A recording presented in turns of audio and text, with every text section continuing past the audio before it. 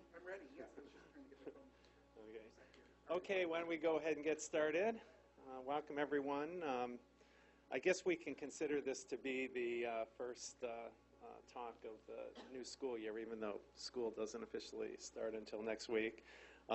This is a fun day for me, although it's one of those days that are both exciting and great about the program, and then starts to make you realize how old you are. As I think everyone knows, Dr. Adam Wright, who's here today, doing a couple things, one of which is receiving an award from the School of Medicine Alumni Association for early career achievement. And of course, we're taking advantage of that by having him visit with us. Adam's PhD, again, I think all of you know, he was the first, in the first cohort of PhD students in our program, and then was the first to graduate. And he's gone on to do all kinds of great things in informatics at Harvard Medical School. We always remind people that we've trained a number of successful Harvard informatics faculty, of which Adam is one. And so he's here visiting today. He's obviously giving this talk. He'll be meeting with the fellows, and there's a reception in the gallery out here at 3 o'clock that everyone is invited to. You should have signed up, but if you didn't, that's okay. You can still come, and the Alumni Association is actually going to present Adam with an award. So just a little bit about history. Adam actually did grow up in the Portland area in Lake Oswego, and then he went off to college at Stanford. And right when we were launching our program, launching our PhD program, of course, we already had our master's and our NLM training grant and so forth. Adam applied. He was certainly a highly desirable candidate. We had a feeling he was going to do pretty well in the field.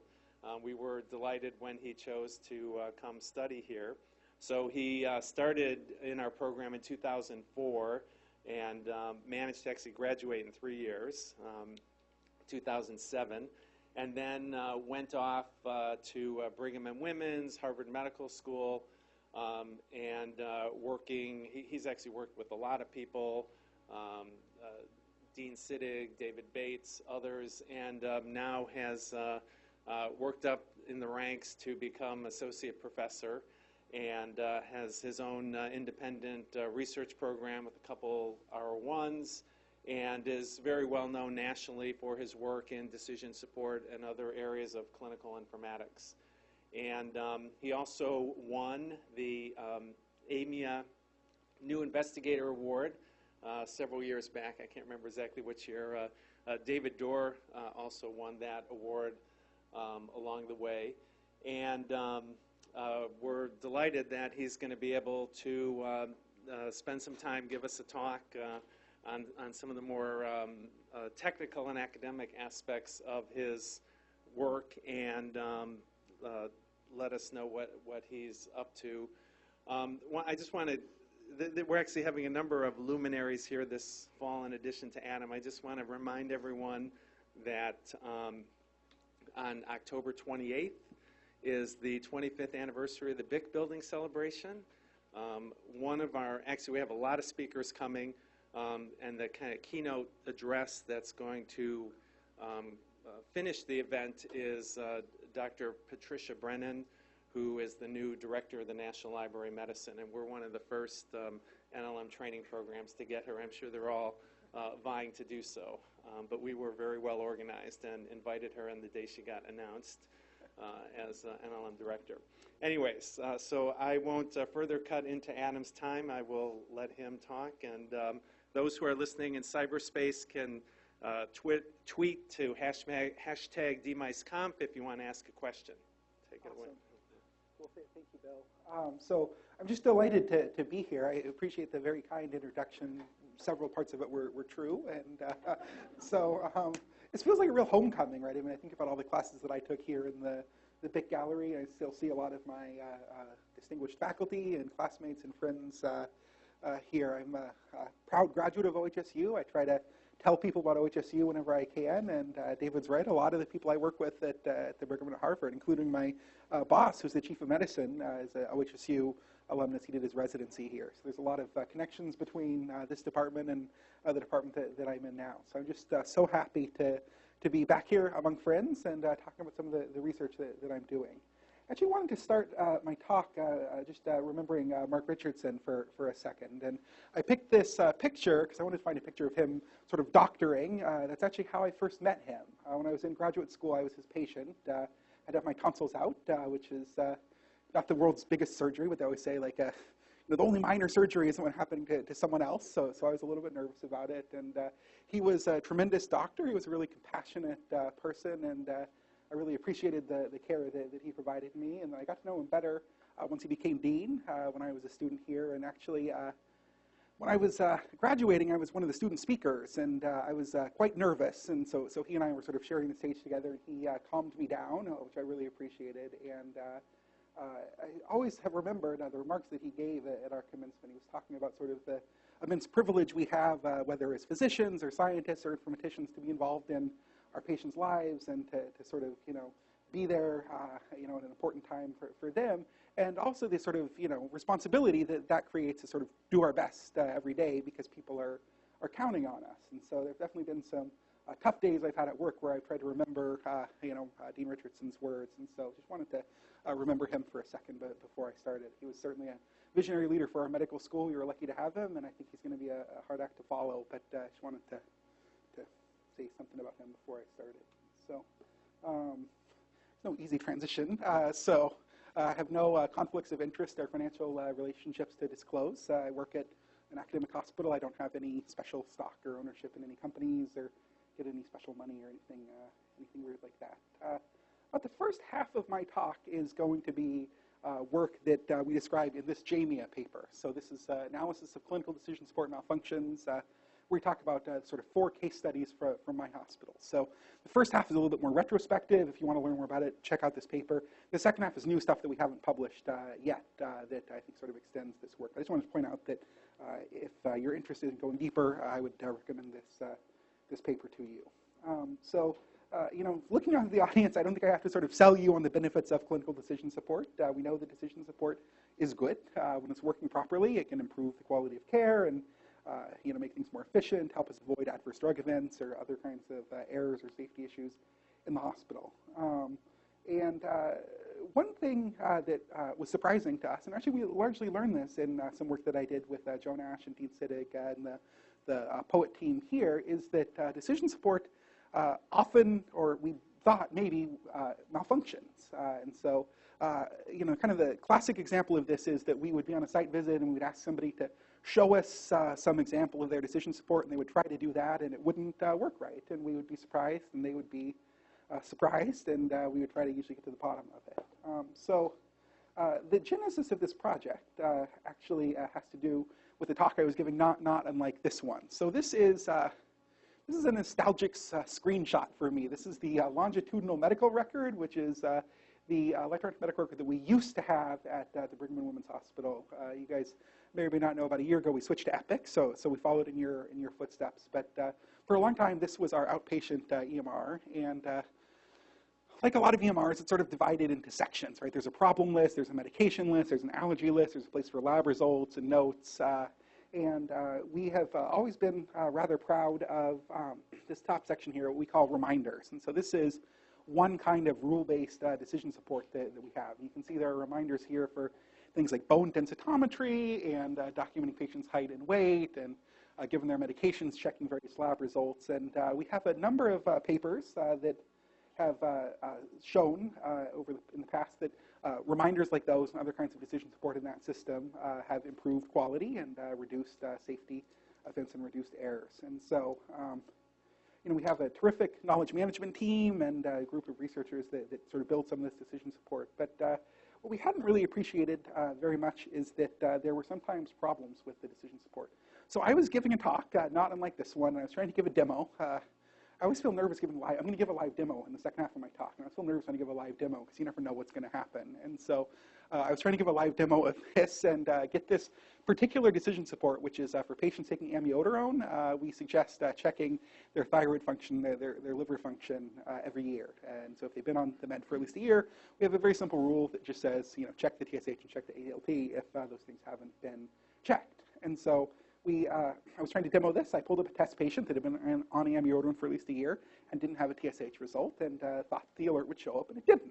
And I felt nervous, and I pulled up another test patient and checked a few things, and no matter what I did, I couldn't get it to fire. And so when I went back to my office, I emailed our knowledge engineer. I said, guys, what's going on? And they're like, we don't know. And so we did a little bit of investigation and eventually figured out this is sort of the pseudo code of the rule. So basically, if the patient is on drug 40 with a start date that's more than 365 days ago, and their TSH value isn't there, or is more than a year old, and suggests the TSH. But at some point, somebody in the pharmacy had changed the ID number for amiodarone from 40 to 7099, but the people who were in charge of the rule didn't know that, and so that was awkward. And so this is a graph that shows the firing of the rule. Let me walk you through it because it's a little bit tricky. So the dark blue dots are weekend days, and the light blue dots are weekdays. This is really an outpatient system, and so not surprisingly, there is more use of it on weekdays than on weekends. And you can see it's maybe a little bit subtle, but in the beginning it's sort of going up, and then the green bar sort of shows where the problem started. And what happened was, on that day we switched the code from 40 to 7099. But we didn't switch it for everybody, right? It was just for patients that were newly started on the drug. So if you're already on amiodarone, you still had code 40 in your chart. It was only if you were newly started on amiodarone that you got 7099. So basically what happens over time is some patients get taken off the drug, new patients get put on the drug. So around this point in time, rather than it going up, it starts to sort of slowly fade out.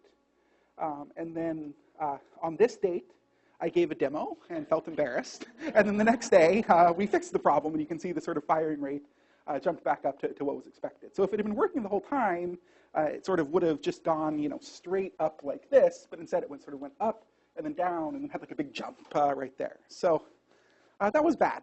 And so you can see that for a couple years, we had this sort of malfunction persisting. So we fixed that, and then I got nervous and said, do we have other problems like this in our decision support? So we started looking at the data, and we found some that were pretty clear. So this is a lead screening alert for 2-year-olds. Basically, if you're 2 years old and you don't have a recent lead test, then we suggest checking the patient's lead level. We have a lot of old houses in Boston and reasonable incidence of lead poisoning. And you can see it sort of going along and firing, and then it sort of, kind of peters out, and then it stops for like 2 years, and then suddenly restarts. And it was really confusing what happened. We have this sort of manually maintained changelog where we keep track of edits made to rules. There was no evidence that this rule had ever been changed. The last known change to this rule was in 2006. There are similar rules for 1-year-olds, 3-year-olds, and 4-year-olds. They all ran just fine.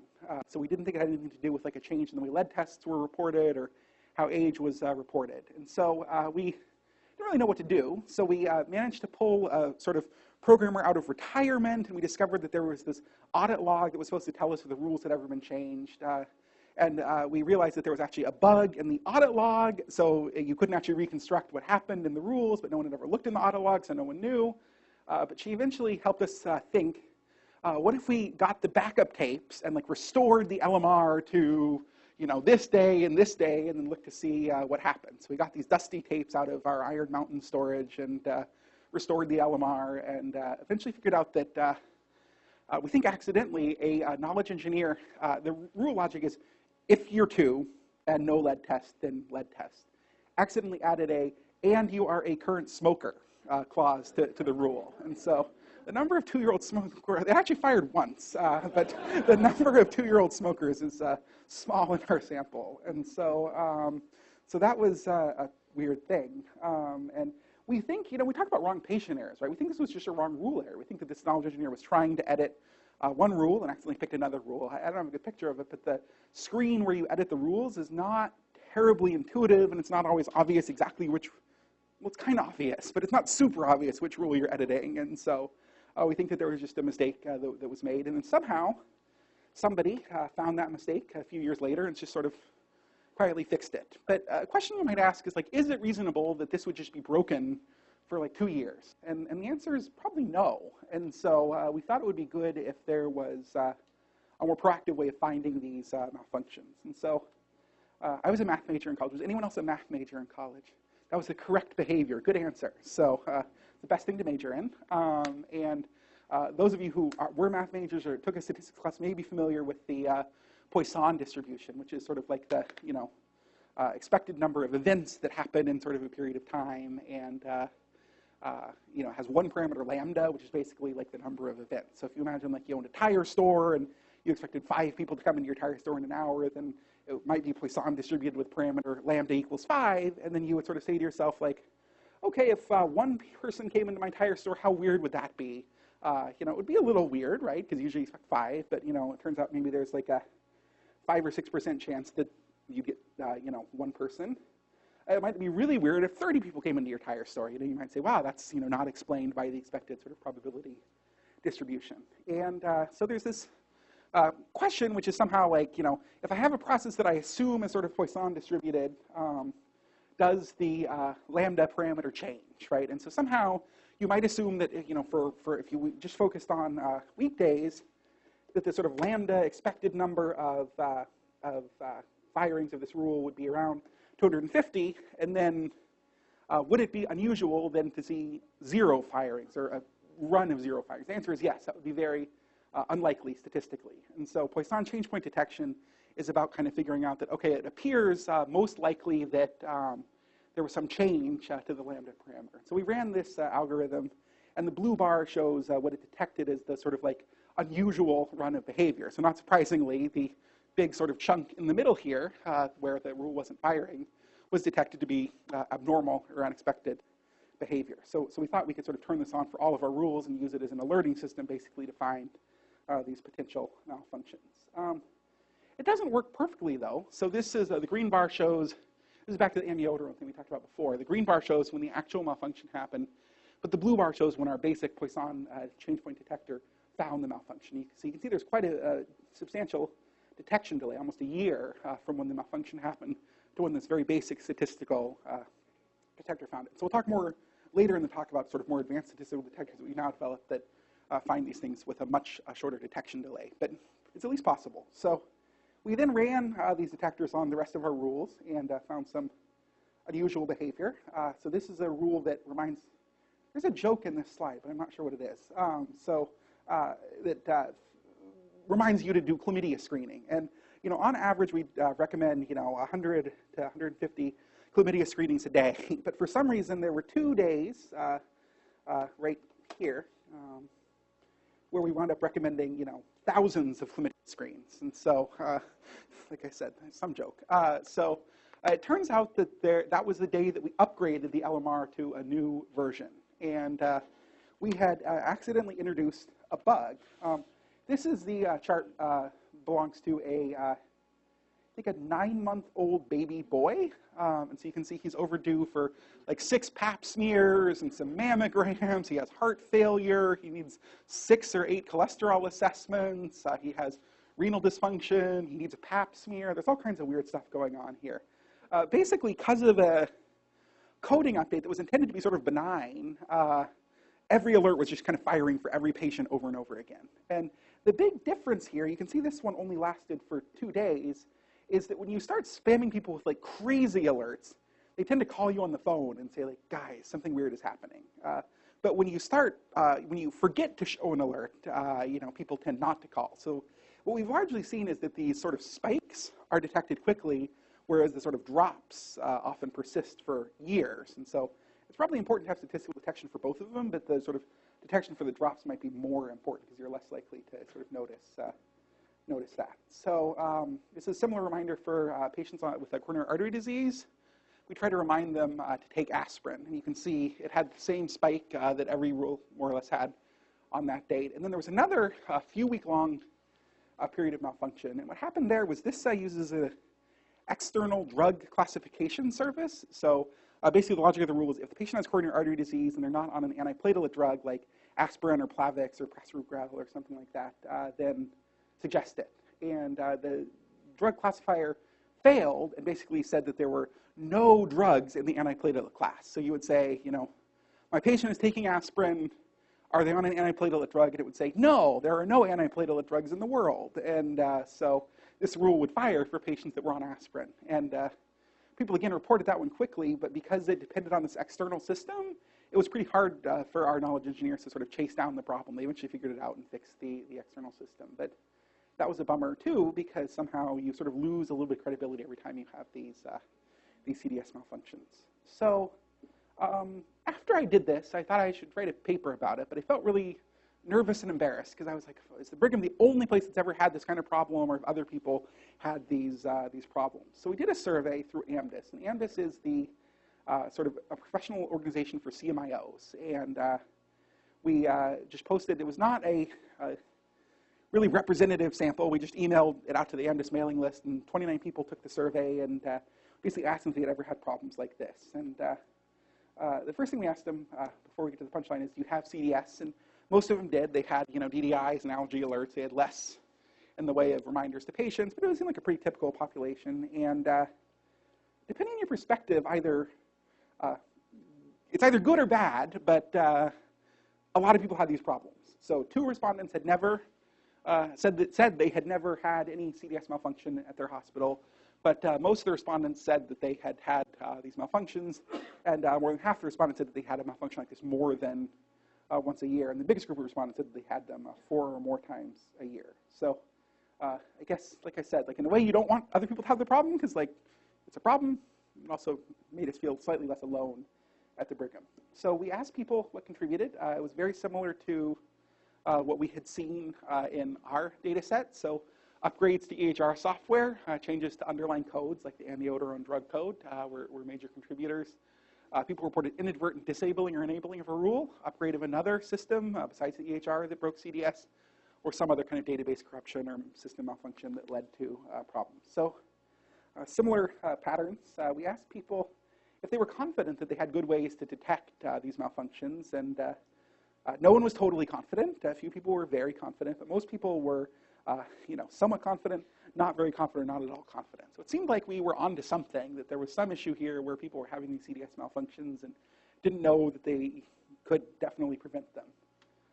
We asked people how they were finding them, and by far the most prevalent mode of identification was report from users. So a user would call the help desk or email the CMIO and say, I think the CDS is broken. And as we know from our experience, they're much more likely to do that for CDS that is firing too much than for CDS that is not firing at all. I mean, regardless, it's not a good system to depend on your users to find the bugs in your software and tell you about them, but it's especially fraught when you have these drops, which are pretty common. Other people said, I noticed them in my own use of the system. So these are CMIOs. Most of them are practicing clinicians. And some of them said, boy, I noticed I've never gotten this alert that I built. And it seems like this patient would fit the criteria. Much less common were ongoing system testing. So, go into the EHR and make sure the CDS is still turned on, or reviewing reports of CDS performance, which we now think is probably actually a best practice, despite its relative infrequency, at least in the AMDIS sample. I guess the conclusion was we weren't alone. The problems we were seeing were similar to other problems, and so we said, let's get a grant because we're researchers and that's what we like to do. So we applied for funding from the National Library of Medicine, and we're very lucky to get a grant from NLM to sort of investigate this problem more fully. And so our goal was to develop and evaluate an innovative approach to proactively identify CDS failures, drawing from the field of anomaly detection. And so any of you have a credit card, you've ever gotten a phone call from your credit card company, if you're Dion and somebody calls and says, Dion, did you just buy 6 Persian rugs in Morocco? And Dion says, yes, but I would probably say no. And so, that's sort of a statistical or rule-based check that they're doing and basically saying, compared to Dion's normal purchasing behavior, that's unusual. And so maybe she didn't actually make those purchases. And we want to do the same thing, basically, sort of look at the current behavior of these alerts, compare it to their past behavior, and then identify red flags for the fact that they might be broken. And so the Poisson change point thing that I showed is a simple instance of that. We've now built much more complex instances of it. So the first aim, because I learned from Joan, was a qualitative aim, and it was really just about sort of wrapping our mind around the problem and going out and talking to people, investigating these kinds of events, and learning how these malfunctions occurred, and then trying to develop some best practices for preventing CDS failures. And then the next two aims, which we'll get to in a little bit, are about sort of building these anomaly detection systems and disseminating the results. And so we've now done site visits to a bunch of hospitals and analyzed data. I should update this because it's now not just Brigham and Women's Hospital in Ohio State. It's also Holy Spirit Hospital, Memorial Hermann in Texas, and then we're about to go to the University of Illinois in Chicago. So I'm a little behind on that. Oh, this slide is more updated, but anyways. So after we did that, we had eventually collected 44 examples or cases of CDS malfunctions that we wanted to analyze. We collected other kinds of data too, right? Data on their sort of governance, data on their detection strategies, but we also sort of pulled together these 44 examples of CDS malfunctions and put them into a database. And Joan, Dean, and I spent a long time doing a sort of virtual card sort last week, trying to sort of get this data in order so I would have something to tell you guys when I came to give this talk. But for the 44 cases from 9 organizations that we reviewed, we were able to identify the root cause in 36 of the cases. And in 2 of the cases, we deemed that they weren't CDS malfunctions at all. So one of them was sort of CDS that was like working fine, but people just didn't like it. And then one of them was a malfunction in the reporting around CDS rather than a malfunction in CDS itself. And then 6, we had insufficient information to determine the root cause. And so we conducted this card sort exercise to identify common patterns and build a taxonomy. And so the 3 dimensions of our taxonomy, sort of the method of discovery, the effect on rule firing, and then the cause of the malfunction. So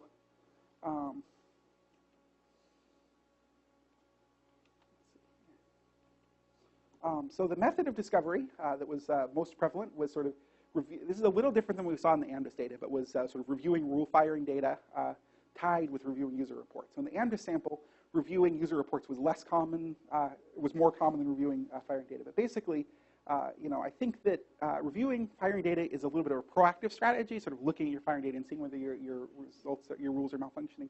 Reviewing user reports feels like a much more reactive strategy, just waiting for a user to call the help desk and complain.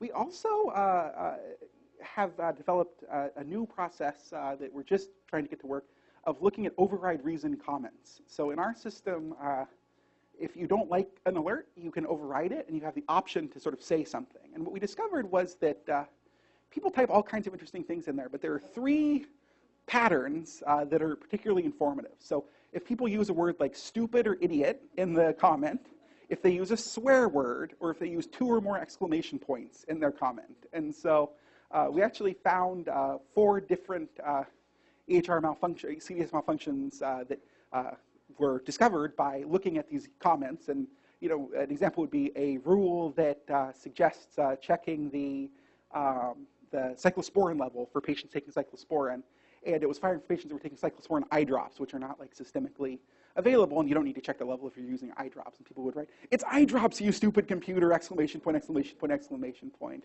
Or a rule that looked for insulin that reminded people if patients were in the ED for more than 4 hours and they were on insulin at home, to give insulin in the hospital. And what happened though is that the doctor would order, insulin, however many units, now once basically, and then that order would expire once the drug had been administered, and the computer would then look for an active insulin order and say, there is no active insulin order, give insulin, and people would write, "I just gave insulin!" Exclamation point! Swear word, and that would be a sign for us. So looking at override reasons.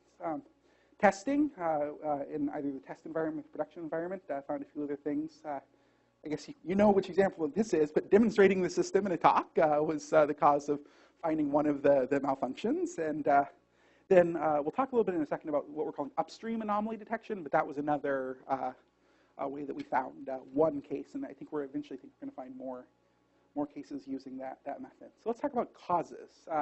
The most common cause of CDS malfunctions was actually not some sort of external lightning strike, like in the 4 examples that I gave you, but just sort of a logic error. So most commonly, people sort of conceptualize things wrong. They didn't think of cyclosporin eye drops, or they got confused about the difference between an order and an administration.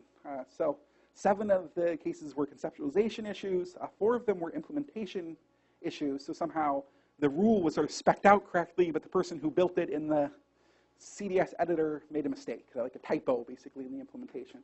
And then a couple were interesting. Basically, like the rule did one thing and the text said something else. So the rule might look for patients who were, the rule logic might look for patients who were over 40 and say, give a mammogram. But the text would say, patient is over 50 and give a mammogram. And for a patient that was 45, the rule would fire, but then it would say something that was like counterfactual, like patients over 50 when they were really not over 50. And so that would be an example of text and rule logic don't match. So 13 of these were these logic errors. The next most common pattern was this new code thing, where somebody in the laboratory or the pharmacy or somewhere else changed the codes, and that startled us, and we weren't sort of prepared for that.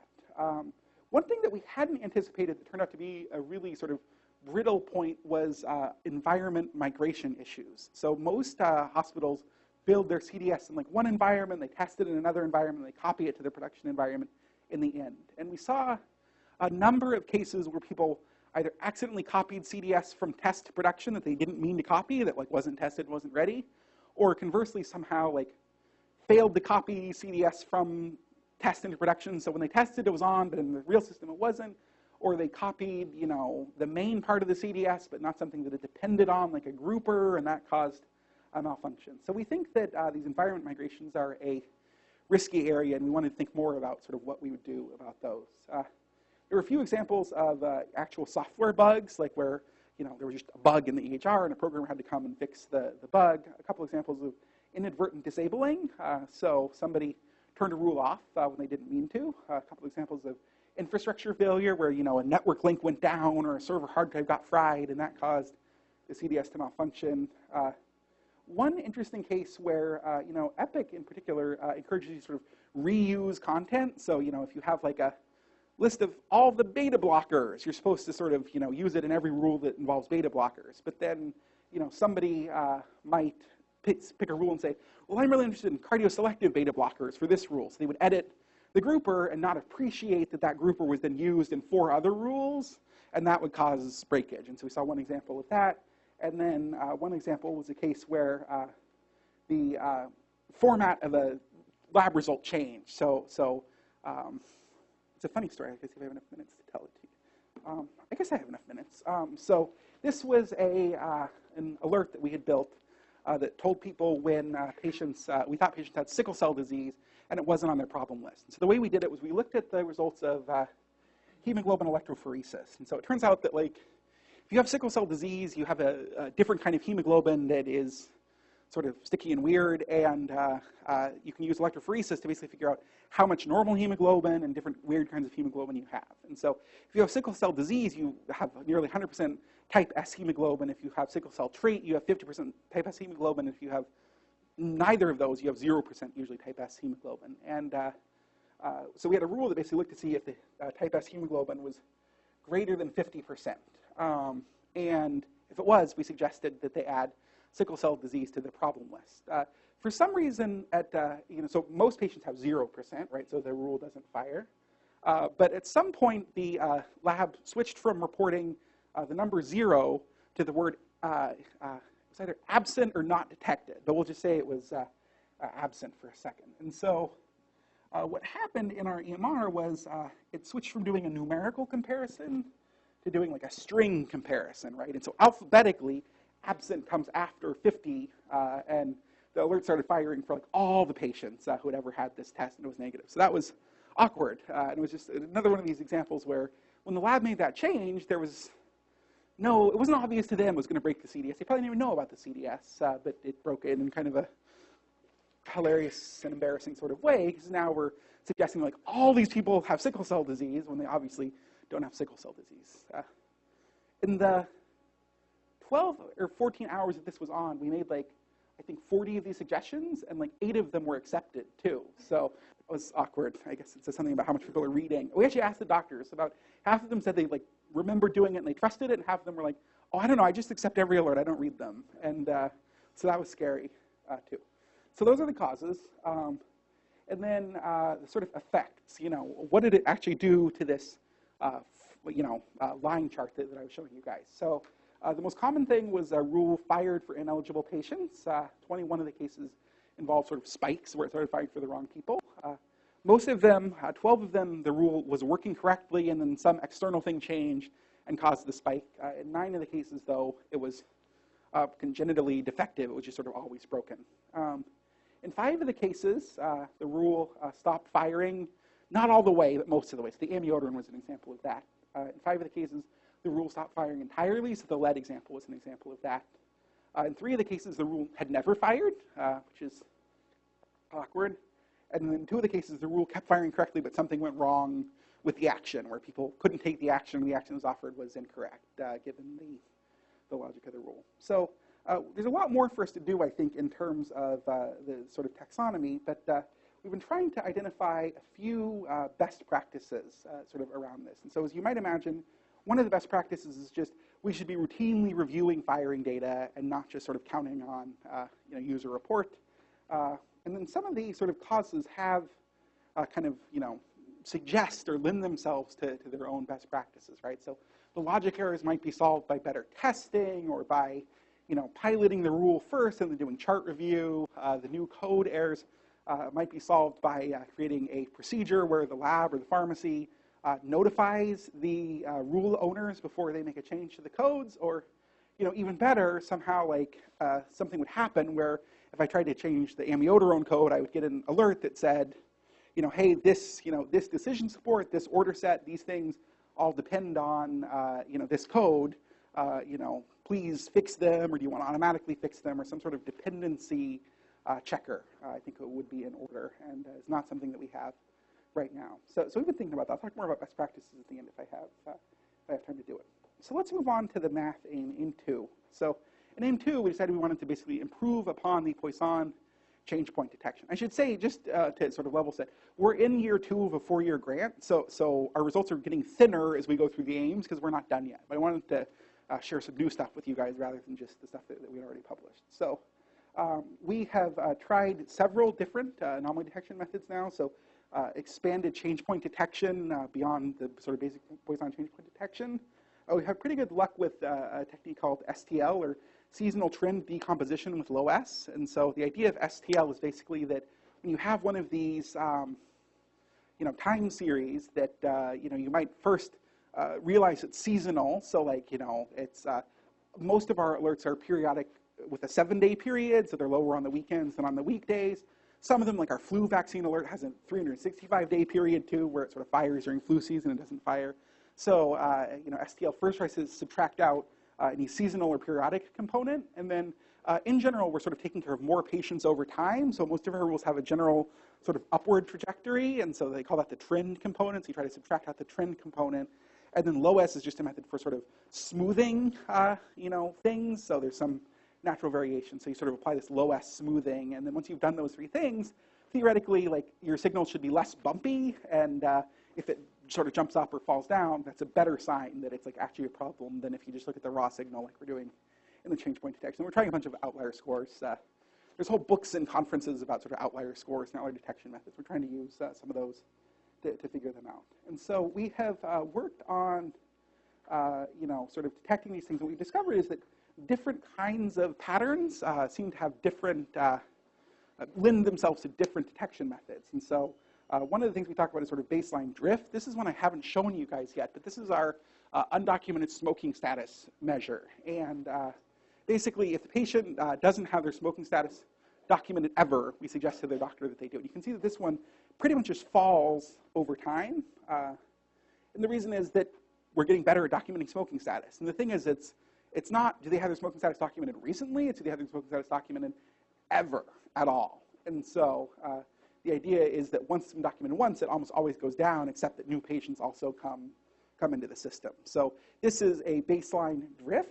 And this actually is an example of an anomaly that is not a malfunction, right? So this looks unusual to our statistical anomaly detectors, but actually that's how the rule is supposed to work. And so we investigated it and concluded it was working correctly, but has a weird graph. Another cellular example of baseline drift is this sort of, amiodarone. I guess it's easier if I point with my cursor. Sort of the amiodarone piece here, where it's sort of drifting up, and then suddenly the drift changes direction, starts drifting down. So that's weird. And then the third category of these sort of things is what we call a baseline shift. So somehow there's one baseline, and then suddenly there's another baseline, and suddenly there's another baseline. And so the change point detectors we talked about are good examples of detectors that can effectively sort of locate baseline shifts. And then a sort of special case of baseline shift is what we call like a sort of burst or spike, where for a short period of time there's like a lot of things, and then suddenly it goes back down. And so, a lot of the, this is from an aside, but a lot of the literature on anomaly detection comes from either financial fraud or from computer networking. So hackers trying to attack computer networks. So you can imagine that, like, if you saw a pattern like this in your server, this might be a sign of a denial of service attack where, hackers are trying to crash your server. And in this case, it's a sign of a CDS malfunction where this external service sort of went down. So we're continuing to work on anomaly detection algorithms, sort of try to show that they're accurate. But now let me switch to the live demo, because I didn't learn my lesson last time. So I'll sit down for a second here. So this is the CDS alert dashboard that we run at the Brigham. So every night we dump out all the firing and acceptance data from our electronic health record, and then we sort of show these graphs. And you can see we have a few examples of alert changes, right? So somehow this is an inpatient alert that tells you when a patient needs a social service consult, and it was running at this level, and suddenly it jumped up to this level. And we eventually figured out that they had made a change to the logic, and it was expected. They sort of increased the set of patients that were eligible for this alert. Similarly, for this allergy review thing, they sort of made a change to the criteria, and then also at the same time they made the change to the criteria, MGH, so the second hospital in my system, went live on Epic. So there was a big jump just related to MGH sort of going live. Other times they turned alerts off, and it turns out this alert was just like really annoying, so they turned it off. One thing that we've added that turns out to be pretty cool is, these graphs are generally annoying to look at because they have this sort of periodic spiky component. We created this calendar visualization, so you sort of, let me try to show them, it's like a little less gray, that might be easier to see. I gotta find one that's sort of like the right amount of bump. All right, this is a good example. So somehow there's some variation sort of during the weekdays, but on the weekends it tends to basically not fire very much, and that's because anesthesia is doing less work. On the weekends there's fewer elective surgery cases and stuff like that. So somehow I feel like this calendar view helps filter out some of the noise from the weekly periodicity by letting you sort of see what the weekdays look like versus what the weekends look like. It's always funny to see on Christmas, on December 25th, it looks like a weekend or something like that. But we've tried to add a few of these visualizations. We've also created some links. It won't work because I'm outside of the Partners Network, to our editing systems. So you can actually go from here to the system where we sort of build the rules and track the history of the rules, and so you can sort of see what changes have been made to the rules. We're trying right now to add some additional support where we'll show when edits have been made to the rules, by looking. We basically sort of dump out all the rules every day, and then we look to see if it's changed. If a rule has changed since yesterday, then we can superimpose a line and says on this date they made a change to this grouper, to this rule. It's been challenging politically and resource-wise to get that file created, but it looks like they finally agreed to create it and have a way to create it. So that's a new thing that we're doing. So I have 15 minutes left, so let me show you a few other things that I think are kind of cool, and then I want to save a few minutes for questions at the end. So I realized I got tired of checking the dashboard every day, so we set it up to email us when it seems like there are issues with the alerts. And so you can see that a bunch of rules that used to fire 40 or 50 times a day suddenly stopped firing entirely, and we eventually figured out that was an issue with the data mart. Like somehow the rules actually were firing, but the logic, sort of the data wasn't sort of flowing into the data mart. But that was an interesting sort of malfunction. We found a couple other sort of interesting ones. We've also been doing a lot lately with something that we're calling, it's probably easier to just show you this graph, upstream anomaly detection. So I told you guys about the amiodarone and TSH graph, and it's the same graph you can see up here. But what we realized was, we knew the logical elements of the rule, right? We knew that it depended on amiodarone and TSH. And so we thought, why don't we look sort of backwards and see, are there any anomalies in the rate at which amiodarone is being prescribed or TSH results are being, filed on patients? And it turns out that you can actually see the change much more clearly in this data. This is the rate of adding amiodarone to patients' medication lists or prescribing amiodarone. And the light blue dots are the old code 40, and then the black dots are code 7099. Now, what's interesting about this is I thought that the blue dots would stop entirely, but they actually persist. And the reason is that we use preference lists for ordering medications. And so if you had saved amiodarone to your favorites with ID number 40, we would still let you prescribe drug 40, but you could no longer search for it. So that's why you still see some blue dots sort of going forward, even after this sort of predominant switch. But the Poisson change point detector finds this change on this date, which is cool, because it's actually a year before the actual malfunction happens. And the reason is that this alert only fires for patients that have been on the drug for at least a year. So this green bar starts on the first day that we missed an alert, but the upstream detector found the issue a year before the first issue. So rather than finding it, our Poisson change point detector found it a year late, and the upstream detector finds it a year early. So it seems like that's a superior way to sort of do this analysis. And so we now have a sort of job running that looks for new medications that have never been prescribed before, and then looks for similar medications, just sort of lexically similar medications in the knowledge base, and then looks for rules that use those medications. So basically says, this is like a new, our annuity ellipta is like there's all these new, you guys probably know about Flovent, which is sort of, this fluticasone propionate inhaler, and there's this new ester of fluticasone furoate that, is, I don't know if it's better, it's certainly more expensive,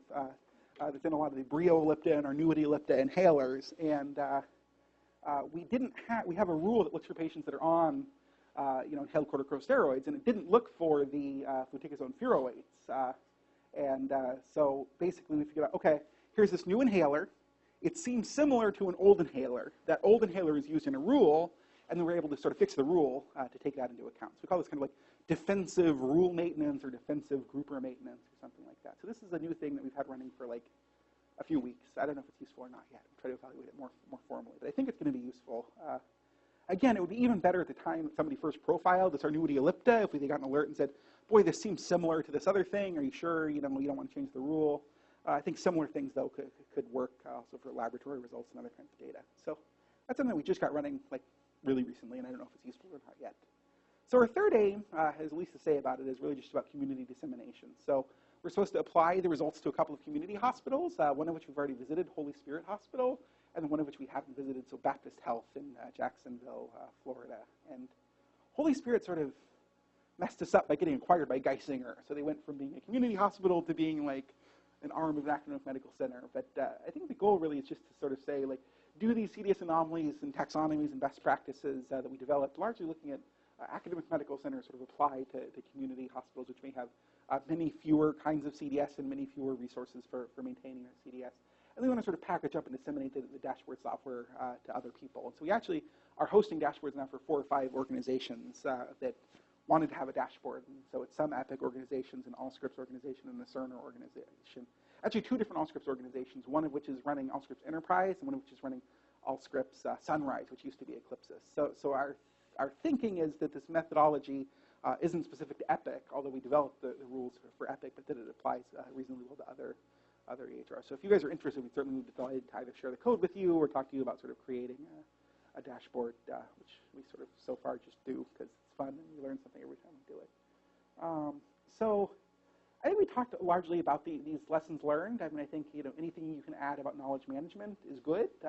You need a lot of testing. It's important to test in the production environment. A lot of places that had bugs said, their needs regression say, we tested that 2 weeks ago. It was working fine. And you say, where did you test it? And they'd say, we tested it in our test system. That's where we do all our testing. It's wrong to test in the production system. And then we'd say, well, can we test it just one time in the production system? And they're like, okay. And then it's working in tests and broken in production. A lot of things that are working in tests and broken in production. That shouldn't happen. Careful environment migration and environment consistency checking. It's surprising how many things have to do with sort of differences in synchronization between your environments. Proactive monitoring, like these dashboards, dependency checking, like the upstream sort of detection. And then, it does seem like we're building CDS that's more complicated. We're composing different systems. We're using web services and apps and stuff. And the trick is, it's hard enough to keep your EHR up 99.999% of the time.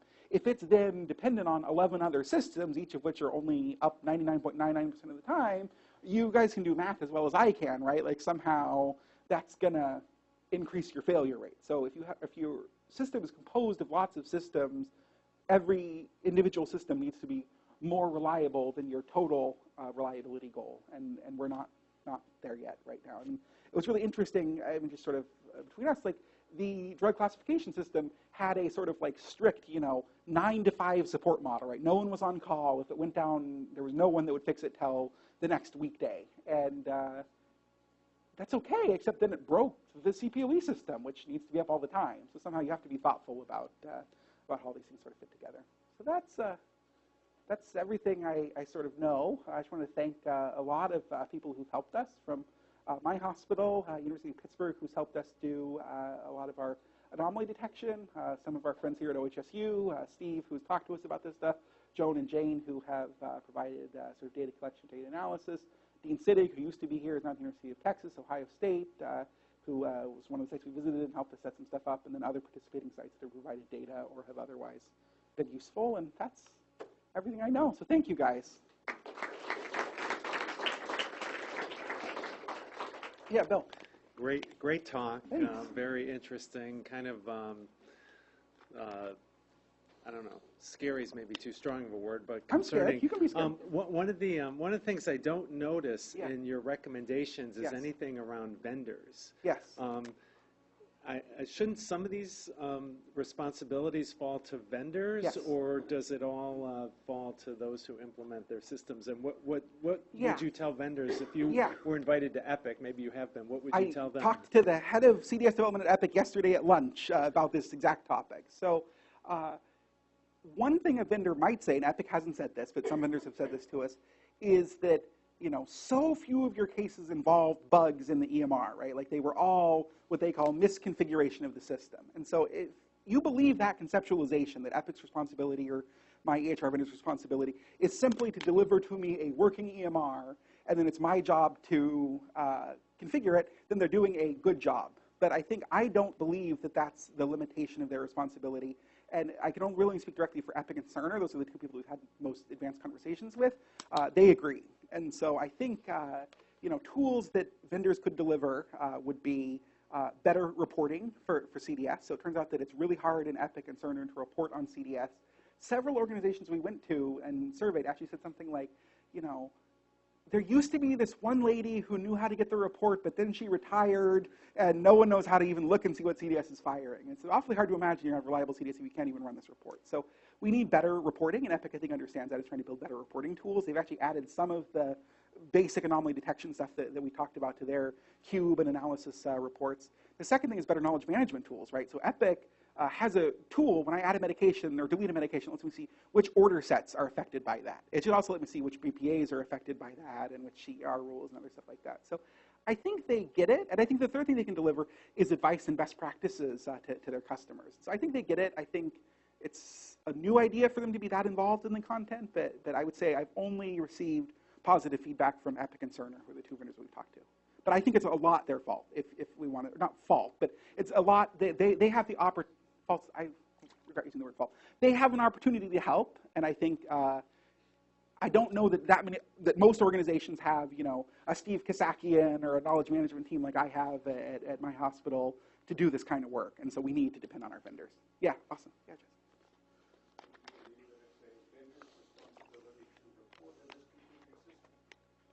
To who? To the organization that is running the vendor software. Yeah. So yes, and so Epic has developed this thing that they call like a build checker that finds some common misconfigurations and sort of reports them to the builder. And I think that they are interested in building more of these sort of build validation checks. And so we've figured out, like, for example, that a large portion of the time that people add medications, they forget to think about whether the root matters. A large percentage of the time people add medications to a rule, they forget to think about whether they're talking about the order for the medicine or the administration of the medicine. And so I think that there should be some tools in my EHR that help me think carefully about these rules. And when I add a drug and don't add a root restriction, they say, would this apply to eye drops? Would this apply to shampoos? In addition to pills or injectable medications. So I think that they definitely have a responsibility to report that to their customers. I also think it would be constructive, somewhere between constructive and potentially obligatory to report these kinds of malfunctions to your patient safety organization or to something like the ECRI Partnership for Patient Safety. To the extent that ONC ever does create a patient safety center around EHRs, I think this would be the kind of thing that should get reported there, not to punish people, but so that we could learn from them, right? Like we found 44 cases, but if we could find 1,000, we could certainly build a better taxonomy than we have right now. Yeah.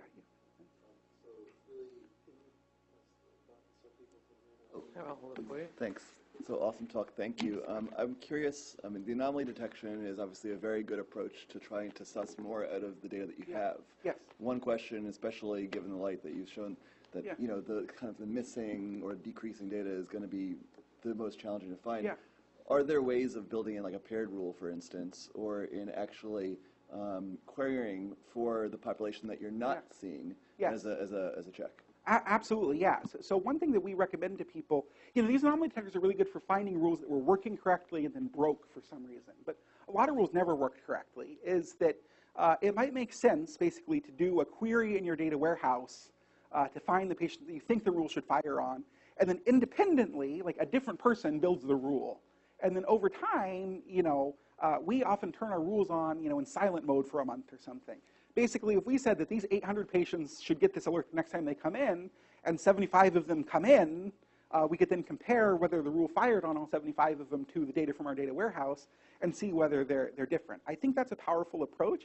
The trick is that people, NASA used to have this idea that like every program in the space shuttle was written by 2 people and they would run both copies and that would be good. But it turns out people make the same mistakes over and over again.